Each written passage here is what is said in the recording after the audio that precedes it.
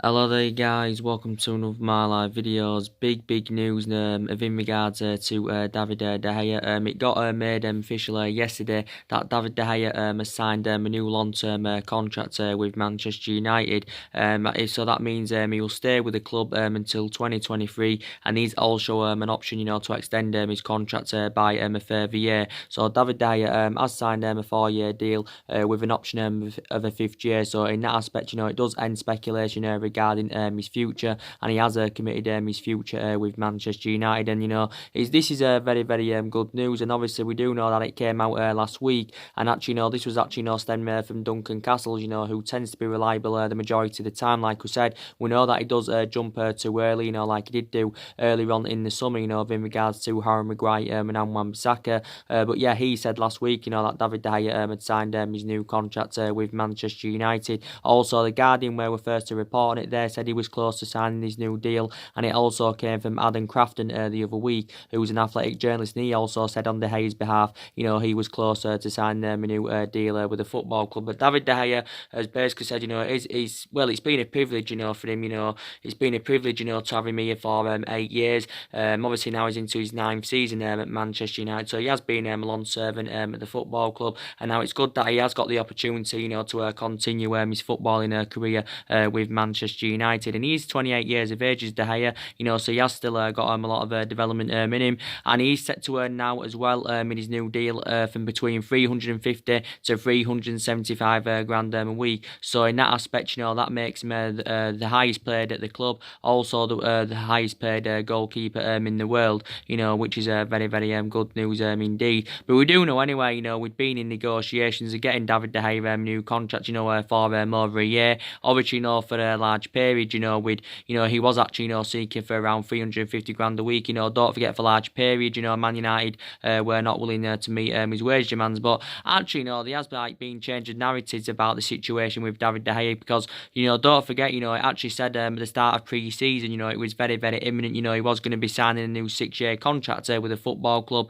and it actually said, his contract, would have been announced, when we did return from pre-season, but obviously, that never materialised. It was only the other week it did say, we was at risk of losing David De Gea on a free transfer, because it reportedly said that David De Gea, was willing to reject any contract offer from Manchester United. But, it's good that he has remained loyal to the football club, even due to our inconsistency, because, we have been inconsistent in the last 6 or 7 years. But despite that, David De Gea has remained loyal to the football club, because obviously we know deep down anywhere that David De Gea, loves the football club. We do know that Juventus recently inquired about David De Gea. Also, PSG, were regarded as the favourites, to get him earlier on in the summer. Also to, Real Madrid have been linked to him for a number of years. I'm surprised, he didn't make the return back to Spain and that, because obviously, when he was a lot younger, he obviously, began his footballing career in Spain. Obviously, he's from Spain, and his relatives and that are in Spain. So at the time, Madrid were in for him. I'm surprised he didn't make a return back to Spain. Obviously, he was close to joining Real Madrid, don't forget, back in 2015, but due to a fax machine, the deal never materialised. But like I did say, David De Gea has been a great servant to the club. He is the best goalkeeper in the world. Like Ole Gunnar Solskjaer, give his overarching view on David De Gea, and Ole Gunnar Solskjaer actually said, prior to the Leicester game in his press conference, that he was confident, that David De Gea, would sign a new contract. And Ole Gunnar Solskjaer did say, that David De Gea is the best goalkeeper in the world. But yeah, like I said, he's now into his 9th season at Manchester United, so he has, been at the club nearly a decade. He has been here since the Alex Ferguson era as David De Gea. Obviously, we do know that he's won everything here domestically, and reflecting on his impressive performances, he's won the St. Busby Player of the Year 4 times out of 5 seasons, of course, as David De Gea. We know that his performances have been a bit average in the last 5 to 6 months. He was making costly mistakes towards the back end of last season, but like I did say at that point, that was mainly to do with the contractual situation. But at one point earlier on in the summer, it was looking very imminent, he was going to be leaving the football club, because David De Gea had under a year left on his current deal. So he was on around 200 grand a week on his current deal, so he has got a pay rise of around 150, from between 150 to 175,000. So yeah, it's good that we've got him a new long-term contract, and that, so I am very happy about that. But there was a couple of goalkeepers on our agenda, who could have replaced David De Gea at the football club. Don't forget, Man United instructed scouts, on Jan Blanc. Obviously we identified him as one of our priority targets to replace David De Gea. Don't forget, Jordan Pickford was on my agenda. But I did say if David De Gea would have left the football club, we would have needed a replacement for him. But obviously, we've got a couple of backup goalkeepers to De Gea. Obviously, we've got Lee Grant. Obviously, he's injured. Obviously, we've got Sergio Romero. He's our second choice goalkeeper. He's Sergio Romero. Obviously, he's isn't reliable enough, to become our number one goalkeeper. We've got two other goalkeepers, but obviously, they're out on loan. Dean Enson's gone back out on loan to Sheffield United, and also Joe Pereira has gone out on loan in Scotland with Hearts. So yeah, very, very happy that David De Gea has committed his long-term future with Manchester United. Very, very happy about that indeed. And I think he's satisfied himself. But there's obviously we've give players, quite a few contracts, that win there last year of their current deals. Obviously, we did it with Juan Mata earlier on in the summer. Obviously, at one point he was looking very imminent. He was going to be leaving earlier on in the summer. But we did give Juan Mata a new 2-year contract with an option of a further year. Don't forget, we give Rashford a new long-term contract. He was in the final year of his contract. There was an option to extend it by a further year. But I think we give Rashford a 4-year contract term, if I'm right. Obviously, Martial signed a 5-year deal back in January. I'm glad that we got Martial a new long-term contract. Obviously, Phil Jones signed a new long-term contract last season. Obviously, Young signed a new 1-year extension last season. I think it was bad business in the aspect, that we let Ander Herrera's contract run down, and obviously, Man United ended up, letting him go on a free transfer. So yeah, we have sorted them contracts out now, which was good. We give Smalling a new long-term contract last season, but obviously, we've loaned him out to Roma. But yeah, very, very happy, that we've got David De Gea a new contract at the football club. So we've no worries now about David De Gea. But I think, he's had a good career with Manchester United. Like I said, I think he's had 7.5 good years at the football club. But that's really, really good indeed, because he loves the football club, does David De Gea. So this new contract will probably, this contract will take him to the age of, 32, 33 years of age. But it's good that he's committing his long-term future with the football club. But as soon as it come out from Duncan Castles, when it stemmed from him, I knew that David De Gea was going to be signing a new contract. But I did say it would have been announced either at the weekend or sometime this week, which I did say, and obviously it got officially announced yesterday. So in that aspect, I am really, really happy. But he is still the best goalkeeper in the world, even though he hasn't been at his best quite recently, David De Gea. Like I did say, I do believe, Manchester United, do need to make a further more investment in January. And I think, we are all aware of that. And I think, Ole Gunnar Solskjaer, wants to make further more investment in January. I do believe Ole Gunnar Solskjaer, is set to continue the policy of targeting British players, because Solskjaer worked out his transfer strategy earlier on in the summer. And he did initially say, he wanted to recommend young players in, that can grow, develop and emulate in superstars. And I did say, throughout the course of the summer, there was a lot of players on our agenda, because obviously you can still see the deficiencies in the squad. Obviously, credit Ole Gunnar Solskjaer in the aspect, that I did recommend, 3 good signings to the football club in this earlier on in the summer. Obviously, we spent over 140 million pounds on Daniel James and Wan-Bissaka, and of course on Harry Maguire, and we have seen glimpses of what good signings they've proven to be so far. So it's good that we've addressed some of the problematic areas. We got that experienced centre half in which we wanted, which we got. Obviously, we got that right back in, but we didn't address all the problematic areas. But I did say, it was going to be, extremely difficult for us, to address all the problematic areas basically in one summer transfer window. So I think Ole Gunnar Solskjaer, needs to get given more time, to make further more investment in January and perhaps next summer. But definitely, further more investment, is needed in the squad, because I do believe, the board, didn't back Ole Gunnar Solskjaer enough, throughout the course of the summer. And actually, the board did assure that Ole Gunnar Solskjaer, would have been backed, throughout the course of the summer. But I did say, with our failure to qualify for the Champions League, I think in that aspect, it went against us in the summer transfer window, because I did say, certain players at a certain calibre and level, would have had reservations about joining the football club. Obviously, in January, we have got to address that midfield, because I have got element of concerns about that midfield. It's one of the priority areas, where Manchester United do need to strengthen up. Obviously, we need the right winner as well. Obviously, don't forget, for the majority of the summer, Manchester United were in search for a right winner. But yeah, so I think, some of the players, we was in for, throughout the course of the summer, I do believe, we'll probably reignite our interest in them in January. So maybe we'll go back in for Bruno Fernandes in January. Don't forget, Bruno Fernandes was one of our main priority targets, throughout the course of the summer. We was in for him for the entirety of the summer, but obviously, we didn't get a deal over the line for him. And I did say I would have been excited about the prospects of Bruno Fernandes, playing alongside Paul Pogba in our midfield, because I think that they complemented each other fantastically well. We inquired about getting Dybala, Mandzukic. Obviously, there were two players on our agenda who could have possibly, replaced Lukaku at the football club. Obviously, we inquired about Christian Eriksen towards the back end of the window. So there were quite a lot of players on our agenda, throughout the course of the summer. But, I think Ole Gunnar Solskjaer, has got a couple of players on his agenda, who he could go for in January or perhaps next summer. And that is James Maddison from Leicester and Jadon Sancho from Borussia Dortmund. And we do know that duo are both, very, very young. Recent reports have actually, come out in regards to James Maddison. It reportedly said, we could consider making a move for James Maddison in January or perhaps next summer. But I think he would be the right type of player, for Manchester United, would James Maddison. Obviously, we're seeing him as an adequate replacement for Paul Pogba, despite the fact that Paul Pogba remained loyal to the club, this summer. I still believe Paul Pogba's plans for the future, is to make a move to Real Madrid. So obviously, it's very imperative, that we do get a replacement for him, because I still think, Paul Pogba will leave in January or next summer. But James Maddison is only 22 years of age, as we all know. He's predominantly an attacking midfielder. He can play out on the left, because obviously he's played on the left quite a few times under Brendan Rodgers' guidance. But I think he primarily plays as an attacking midfielder.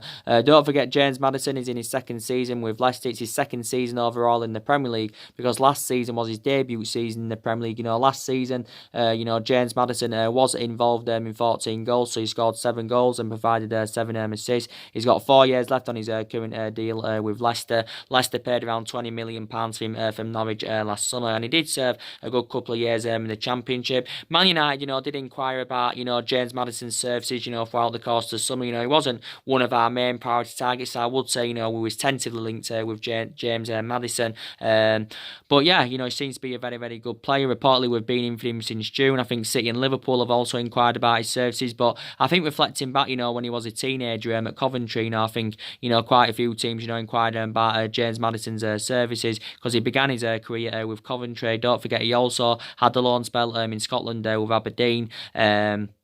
But yeah, so reportedly now he's actually one of Ole Gunnar Solskjaer's main priority targets. Don't forget, earlier on in the summer, we already did business with Leicester City by getting the pursuit of Harry Maguire. Don't forget, we paid £80 million for Harry Maguire. Obviously, he is the most expensive defender in the world, and he's actually the second most expensive signing at the football club. But I think if Leicester had to do any business with James Maddison, I think they would reportedly demand a similar fee, to what they demanded for Harry Maguire, because Leicester know deep down how much of an imperative player that James Maddison is. But I think he would add depth in our midfield, and he would bring that creativeness in that midfield. So I think he would be the right solution for Manchester United. In regards to Jadon Sancho, now he's obviously one of our main priority targets, and obviously we was in for Jadon Sancho earlier on in the summer. Don't forget, we identified Jadon Sancho as our number one priority target back in January. But obviously, our move for Jadon Sancho never materialised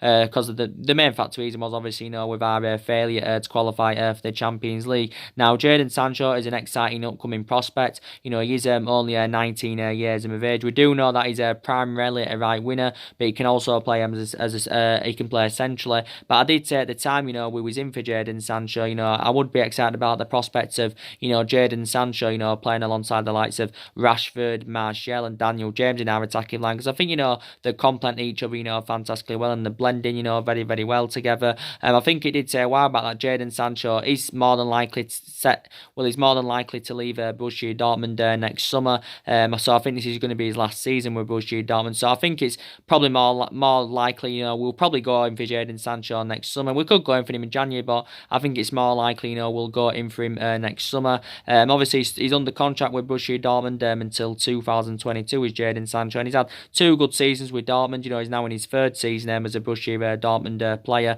But like I said, you know, the beneficial thing is also, you know, that Jadon Sancho's had experience of playing in the Premier League. You know, don't forget he served a couple of years with Manchester City. Obviously, you know, never got assured first team opportunities at Manchester City, and this is the main factor reason why he departed Manchester City. You know, to go to Borussia Dortmund. We are aware that, you know, he will cost us a substantial amount. Will Jadon Sancho? Probably Manchester United, you know, would have to pay in the excess of around £100 million to get him. But, you know, we've got the financial power, you know, to meet that valuation. Don't forget, you know, we're a massive club. We've got massive revenues. Obviously, you know, we're known for overpaying for players anyway. You know, we've obviously spent a hell of a lot of money on players in the last 6 or 7 years or so. But, you know, I think he's a really, really good player, is Jadon Sancho. You know, good at holding onto the ball. His pace is good. You know, he's good at creating chances. So I think he would be the right solution for Manchester United. But he will cost the club, you know, quite a bit of money.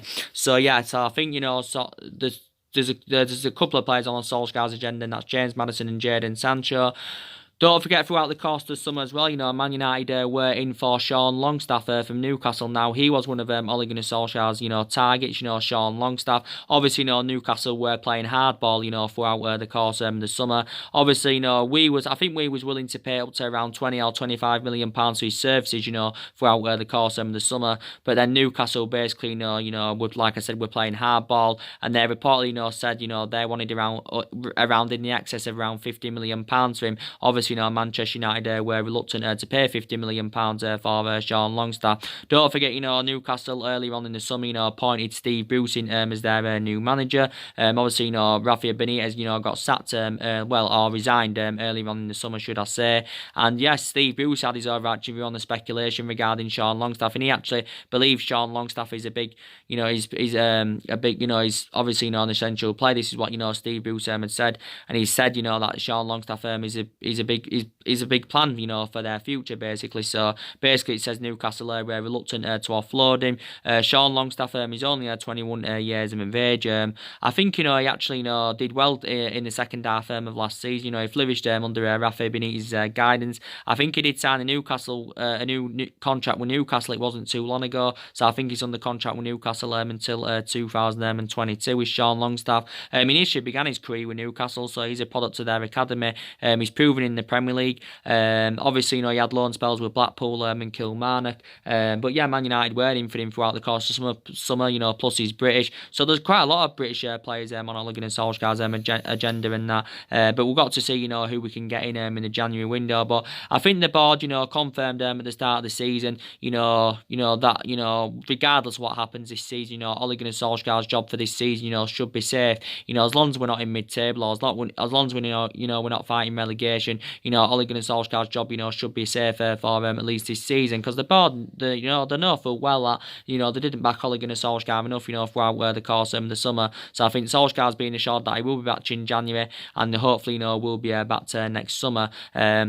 And even if we're not competing for the top 4 by January, you know, probably Ole Gunnar Solskjaer, you know, still, you know, will be at the football club. But I did say, you know, at the start of the season, you know, our expectations, you know, will be that top 4. Well, I actually said it towards the back end of last season, that this season, our expectations, you know, will be that top 4. I did initially say our aspirations, you know, will be that top 4 in the next couple of seasons. And obviously, you know, we've got big expectations for the future, and obviously Ole Gunnar Solskjaer has got to exceed these expectations, because we know deep down that Ole Gunnar Solskjaer, you know, wants to bring that fear factor back to the football club. Obviously, he wants to bring that winning mentality back to the football club, and we do know that neither of them have been there, you know, since the Alex Ferguson era. But like I did say, I will back Ole Gunnar Solskjaer all the way, because he's a club legend. You know, don't forget, you know, he was a great player for Manchester United for 11 years. You know, he flourished under Alex Ferguson's guidance, and Solskjaer said early on this summer, you know, he's following Alex Ferguson's policy, and he's also following his philosophy as well. But hopefully, you know, Ole Gunnar, like I did say on one of my videos yesterday, hopefully Ole Gunnar Solskjaer's tenure at Manchester United, you know, can become successful. So I am very, very hopeful about that indeed. But we have got big ambitions for the future, and that's obviously, you know, want to get back to winning Super, and this is something else, obviously, you know, that Ole Gunnar Solskjaer, you know, does want to bring back to the football club. But as we all know, Ole Gunnar Solskjaer, Solskjaer does need time because he's still in the process of rebuilding this Manchester United squad. Because don't forget, analysing it, there's only 3 players that are Ole Gunnar Solskjaer's, and the majority of the squad is not his at the moment. So for me, he does need time. We do know that we haven't enjoyed a great start to the season. We've won 2 games so far this season out of 5 games. We've won 2, we've drawn 2, and we've lost 1. So obviously in that aspect, we've registered 8 points from possible 15 so far. But it was good that we got back to winning ways at the weekend against Leicester. We did win the game only by 1 goal to 0. But we was aware before the game that was going to be a very, very difficult game. Like I said, Leicester enjoyed a good start to the season. They did good investment, throughout the course of the summer. And Ole Gunnar Solskjaer actually praised Leicester, in his press conference, prior to the game, and especially reflect on the amount of injuries we had. It was if you want to take into account, the amount of injuries we've had, I say it's a really, really good result. 1-0 victory over Leicester, because obviously reflects on the injuries we had. Ole Gunnar Solskjaer had to make alterations and that in the squad. But we do know that we have got our games coming up thick and fast anyway. We've obviously got Astana on Thursday in the Europa League. The preview will be either coming up for that later on today or tomorrow. Then we've got West Ham away in the league. Hopefully for the West Ham game, more players will regain full fitness. So hopefully Pogba and Anthony Martial can be back for West Ham. And then obviously it's Rochdale in the Carabao Cup. Then we do go at home to Arsenal. So our games are coming up thick and fast. But I did say now, we have got to go on a winning run, if we do want to keep our hopes up, for that top 4. But like I did say, this season we can't enjoy, a worse season, this season than what we saw last season, because, last season was a huge disappointment. We finished 6th. Obviously, we didn't win out in terms of silverware. And of course, we did fail to qualify for the Champions League. But, Gary Neville, he gave his more overarching view the other week, and he believes, Man United are on the right track under Ole Gunnar Solskjaer, and he believes the style of play, and that's right. But we just don't seem to be, we just don't seem to be clinical enough in front of goal, and in that aspect, that's what seems to be going against us at the moment. And that it was similar last season. We wasn't clinical enough in front of goal, and this is why last season, we only managed 53 goals in the Premier League. But we just don't seem to have that clinical element. We are creating chances, but we're just not being clinical enough in front of goal. So you can say that's also an element of concern.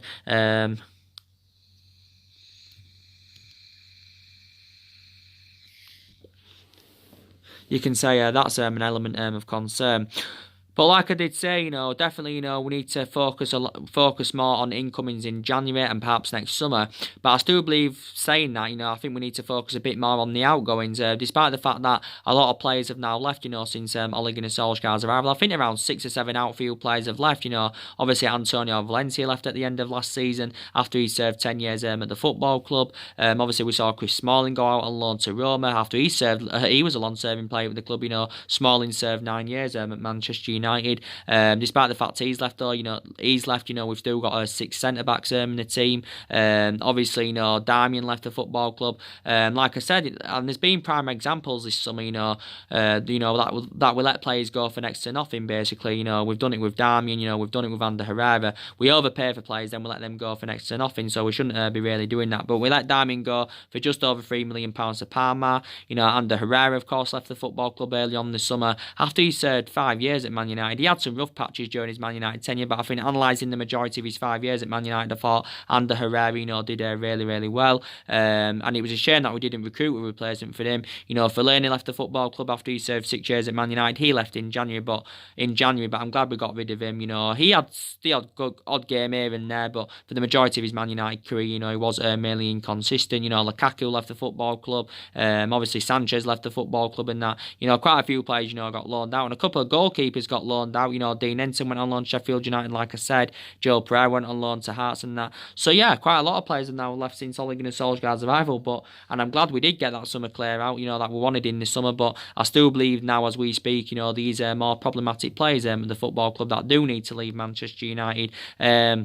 I think definitely, Phil Jones is one of the problematic players at the football club.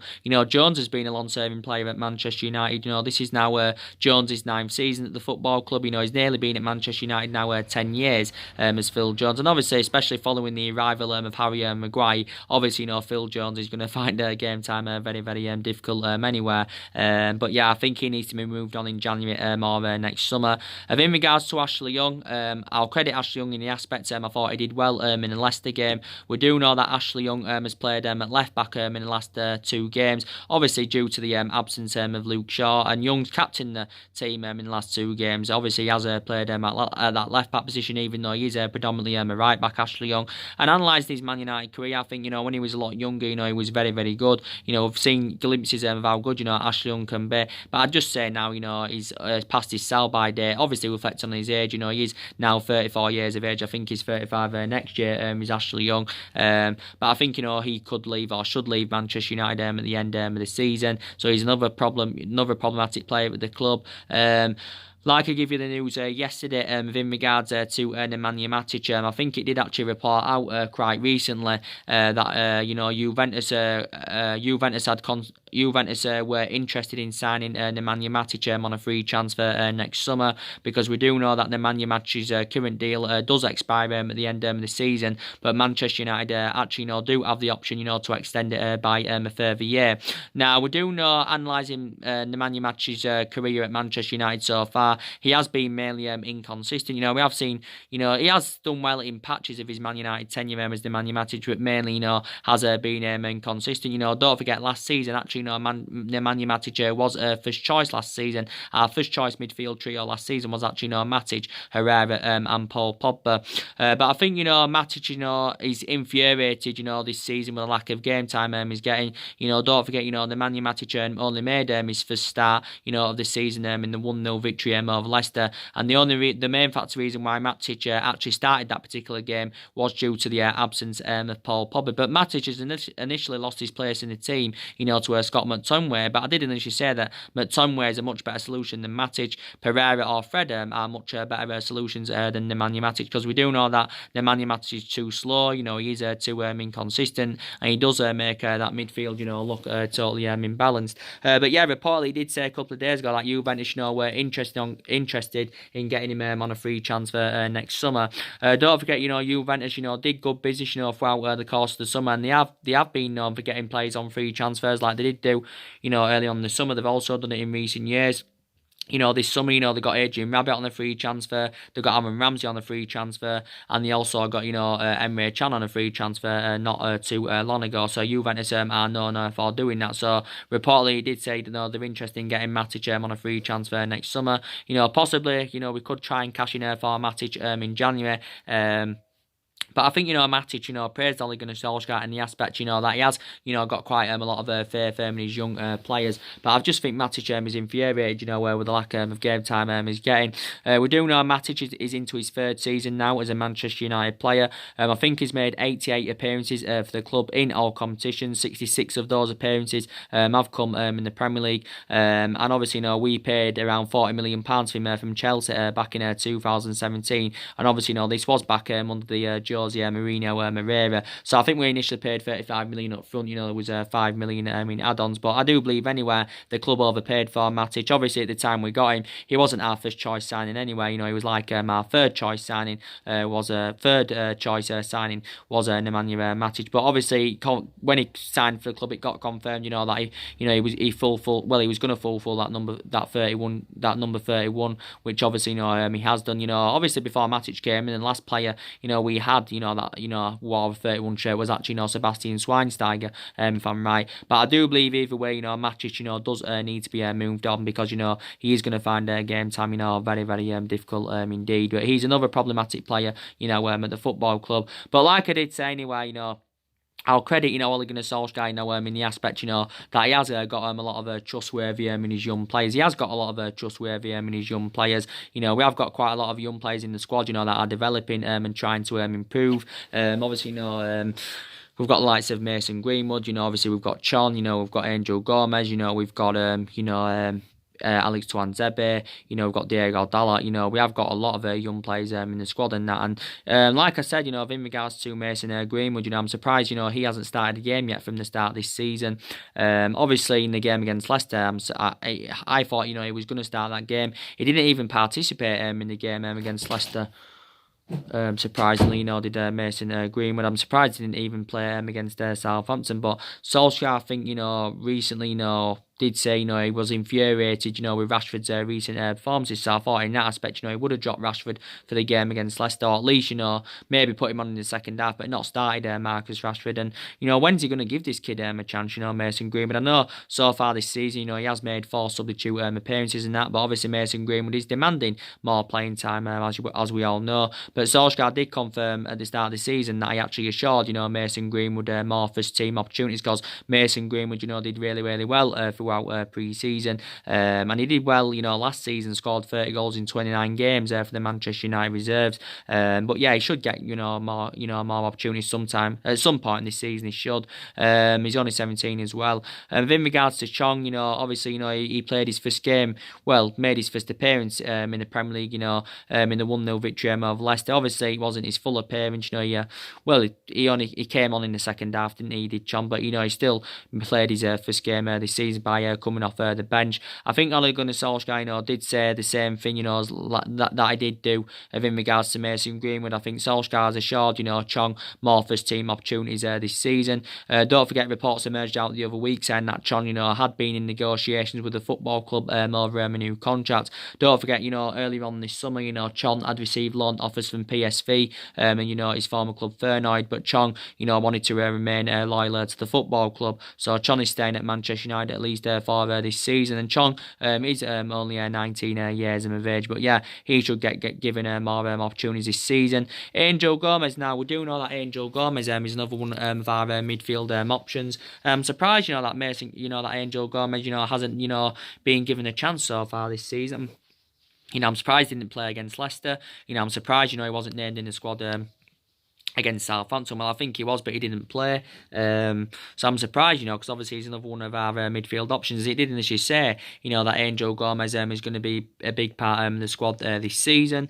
So he didn't play, I don't think he's played yet this season. Alex Tuanzebe, he came on in the 1-0 victory against Leicester at the weekend. Obviously, Alex Tuanzebe is a centre-back, despite the fact that Harry Maguire and Victor Lindelof are Ole Gunnar Solskjaer's first choice. I think he did still initially say that Alex Tuanzebe, is going to be a big part of the squad this season. So, we have got quite a lot of young upcoming players. But despite that, we haven't had a great start to the season,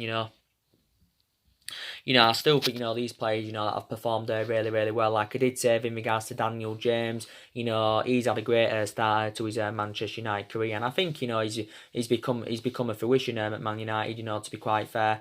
Obviously he's taken a huge step in his career, coming all the way from the Championship, to the Premier League. And, he's doing really, really well at Man United. So far this season, he has scored 3 goals. His versatility is good, don't forget, because Daniel James can play on the left. He can also play out on the right, but he's supposed to be more effective from that left-hand side, is Daniel James. But what a start he's had to his Man United career. With Wan-Bissaka, quite a lot of people believe, he's been one of our most consistent signings as Wan-Bissaka. And I think he can be our fullback, for the next decade. Obviously, don't forget when he was younger, Bissaka, was primarily a winner, but as he was developing, he got rotated as a right-back. So in that aspect, he's comparable to Ashley Young, because actually, when Ashley Young was younger, he was primarily a right winger. But I think Wan-Bissaka's distribution is very, very good. He shows that ability to play out from the back. And I think so far this season with Man United, he's replicating, what he did, last season there with Crystal Palace. Because don't forget, he only made his senior debut back in February 2018. I think he'll be infuriated, and Wan-Bissaka, in the aspect, that he couldn't make his senior debut for England, obviously due to the back injury, he had sustained. So obviously, couple of weeks ago, and Wan-Bissaka, had to withdraw from the England squad, but it was still good that, he regained full fitness for the game against Leicester at the weekend. But yeah, and I think Harry Maguire's had a good, fantastic start to his Manchester United career as well. I thought he was our best player, in the 1-0 victory over Leicester. I thought it was absolutely fantastic, and I think he's blending in alongside Lindelof in our back line, fantastically well. If I'm going to be quite honest with you, Lindelof did really, really well against Leicester. I thought prior to the Leicester game, in his last 2 games, he was a bit below par, but he really, really stepped it up against Leicester. And in regards to Lindelof, I think, he's flourishing at Manchester United. I think he's doing really, really well. He's Victor Lindelof. Obviously now he's into his 3rd season as a Manchester United player, but yeah, I think he's done really, really well as Lindelof. He did well in his 2nd season, though, to be fair to him. I think, you know, we have got quite a few injuries in that, as we all know. So, like I said, hopefully some players can regain full fitness, you know, for the game against West Ham. Obviously, you know, Martial has been out with a thigh injury. I think, you know, he's also had a superb start to this season, you know, before he sustained his thigh injury. I think Anthony Martial has done really, really well. Obviously, we do know at the start of the season, it got confirmed, you know, that Martial has been given her that number 9 shirt, don't forget. So, obviously, you know, he's playing more centrally this season. You know, he's obviously, in that aspect, you know, he's comparable to Rashford, because obviously Martial and Rashford, you know, can play in the same positions. You know, Martial can play centrally and play out wide, and Rashford can play centrally and play out wide. But I think, you know, at the moment, you know, Martial's more reliable than Marcus Rashford. But, you know, Martial's enjoyed a good start this season. And I think what I've seen of him so far this season, the games he has played, you know, he's replicating, you know, what he did in his debut season at the football club, because Martial was fantastic in his debut season with Man United. You know, I think he scored 17 goals in his first season with the club. This was obviously back under Louis van Gaal. And we've got Martial as a 19-year-old, don't forget. And Martial is now 23 years of age, so I still believe, you know, he's developing well. You know, he does actually, you know, primarily play out wide, does Martial, on that left-hand side, but he just seems to be more effective in that central position. But I'm hopeful that Anthony Martial, you know, can be back fit, you know, for the game against West Ham. But we do know in the last 2 games that actually Marcus Rashford has fulfilled Anthony Martial as well, due to obviously the absence of Anthony Martial, and Rashford hasn't been, you know, really, really good in that position. You know, he did slightly better against Leicester, you know, than he did against Southampton, because I think a lot of Man United fans, you know, criticise, you know, his bad performance, you know, he did put out against Southampton. But even though Rashford's performances haven't been great this season, you know, I'd still say he's the long-term solution for Manchester United. And I think, you know, McTominay, you know, he's done absolutely fantastic, you know, Scott McTominay, you know, so far this season. He's deserved, you know, to keep his place in the team. You know, in regards to him, you know, being a long-term solution for Man United, you know, I have got element of concerns about that. But I think so far this season he's done really, really well, and he deserves to keep his place in the team. You know, he's only very, very young, don't forget, he's Scott McTominay. But I think so far this season, you know, he's played between the lines well. You know, his defensive contribution's been really, really good. And we do know for the majority this season so far, he has been mainly, you know, playing alongside Paul Pogba in that midfield. So I think McTominay, you know, has done really, really well. And obviously, you know, we've got, you know, quite a few other players out of injury. You know, don't forget Luke Shaw's out with a hamstring injury. I think Solskjaer did confirm, you know, prior to the Leicester game, you know, that Luke Shaw, you know, will be out for at least the next week or 2. So if Luke Shaw isn't available for West Ham, then maybe he could be available for the Rochdale game or the Arsenal game at the end of this month. Luke Shaw is a very, very imperative player, because obviously what you've got to take into account is that obviously, you know, he's our first choice left back, and analysing the majority of his Manchester United career, I think he's been mainly consistent. We know Luke Shaw's had some rough patches, you know, obviously under Jose Mourinho had a rough patch. Obviously he's sustained quite a few injuries as a Manchester United player, but he's a very, very imperative player, is Luke Shaw. You know, he won the double player of the season last season, don't forget, you know, reflecting on his impressive performances, but he does make a big difference on that left-hand side, you know, when he is playing to his potential best. Diego Dalot's obviously, as you all know, out with a groin problem. I think it's unknown, you know, when Diego Dalot will regain full fitness, but I'm sure when he regains full fitness, you know, he should obviously, you know, get given his opportunities. Man United did get Diego Dalot last summer from Porto for around, was it 19 or 20 million pounds. Lee Grant's out of injury, as you all know. Fosu Mensah is a long-term absence. Obviously, you know, Fosu Mensah is obviously another one of the young upcoming players. He was obviously, you know, on loan with Fulham last season. I think he actually sustained the injuries, but he's a long-term absence for Man United. Obviously, Eric Bailly, as you all know, he's out until the new year. Eric Bailly has got a knee injury. He sustained this knee injury, you know, throughout pre-season.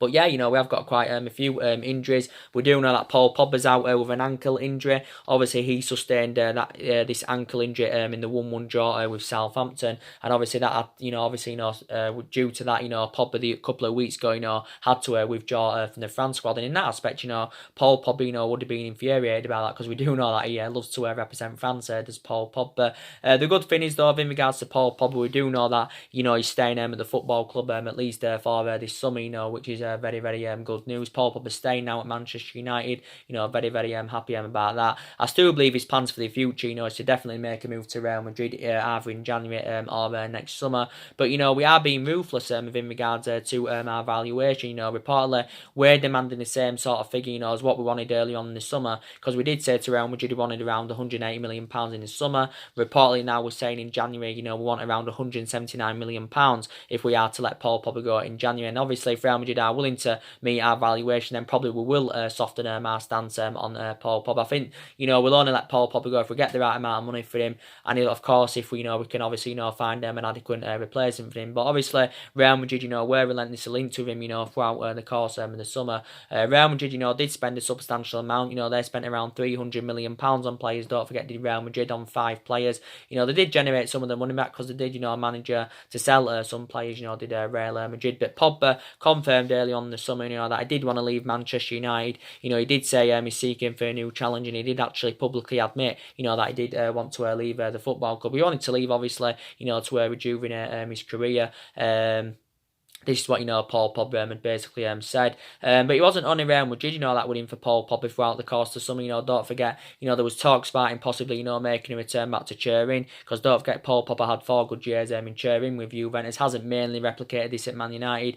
Don't forget, he was linked with a move to Barcelona. Paul Pogba's brother actually said the other week that Paul Pogba had spoken to Lionel Messi from Barcelona. Obviously, he allegedly said that PSG had inquired about getting Pogba. It reportedly actually said the other week that Paul Pogba had agreed move to PSG before deadline day. It reportedly said he agreed around a £429,000 a week deal, but the move never materialised there because of the Neymar saga. So there was quite a few teams in for Paul Pogba throughout the course of the summer. But obviously, it's just good that he remained loyal to Man United. We do know that Paul Pogba's still got 2 years left on his contract with Manchester United, with an option, to extend it by a further year, and he's on a 290 grand a week, so he is one of the highest paid players at the football club. There was talks the other week that Paul Pogba's agent Mini Raiola had been in negotiations with the football club, obviously, regarding Paul Pogba's future and over the possibility of renewing his contract at Manchester United.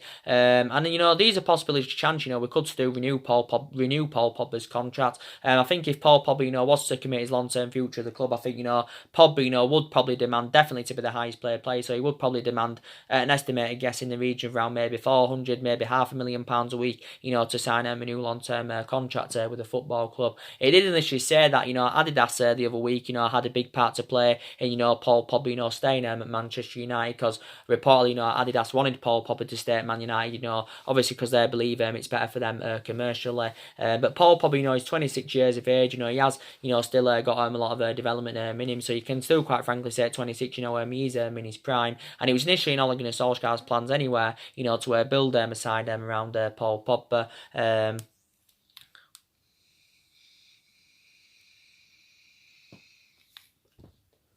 But we do know we paid £89 million for him in 2016, so he is our most expensive signing. Pogba now is into his 4th season as a Manchester United player since he rejoined from Juventus back in 2016. And with the football club, he's won the Europa League and the League Cup. That came in his 2nd season with Manchester United. And, it hasn't only been this summer that Paul Pogba's been subjected to a lot of transfer speculation. Obviously, reflecting back last summer, there was a lot of talks about Paul Pogba departing the football club, obviously reflecting on his poor relationship with Jose Mourinho. And in that aspect, Paul Pogba got one of his best wishes, of course, when Jose Mourinho left the football club. But yeah, we do know that he's staying at Manchester United, because we do know the difference he makes in that midfield, and you mainly see the best of Paul Pogba, when he's 3'd up. But I'm glad he's staying at the football club. We do know there's also been recent reports, coming out in regards to Toni Kroos from Real Madrid. Now he's another possible target.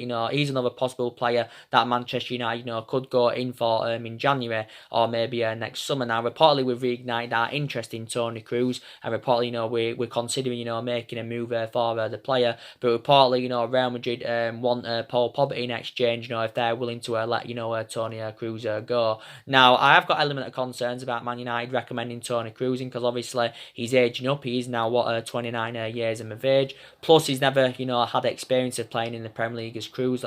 There's a few Real Madrid players, that have obviously had experience of playing in the Premier League. A prime example, Gareth Bale's played in the Premier League. He had six successful years with Tottenham.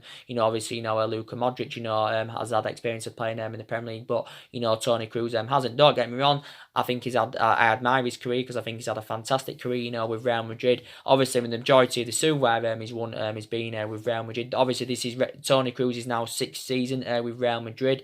I think, he's been there 5 years, but now this is his sixth season. I think he's won 12 major honours with Real Madrid, and I think he's played around 237 games for Real Madrid as Toni Kroos. Don't forget he signed a 4-year contract extension earlier on in the summer. I think it was back in May he signed his 4-year contract extension, so he's under contract with Madrid until 2023. Is Toni Kroos.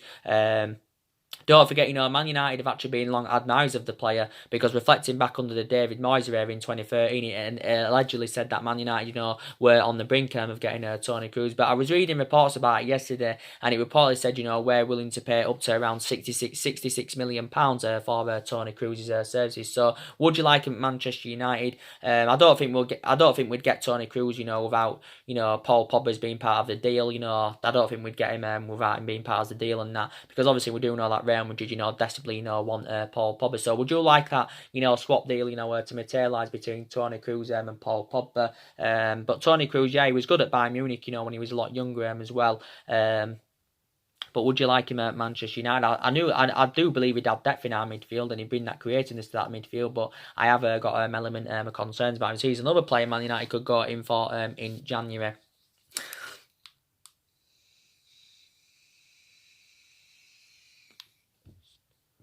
And like I did say, didn't I? I give you the update. Last week now, was it? Obviously, in regards to the new director of football at Manchester United. Now, obviously, I did say we need a director of footballing, because obviously, that's a structural change that we do need at the football club. And obviously, we was in for the director of football earlier on in the summer, but obviously, we didn't get a director of footballing.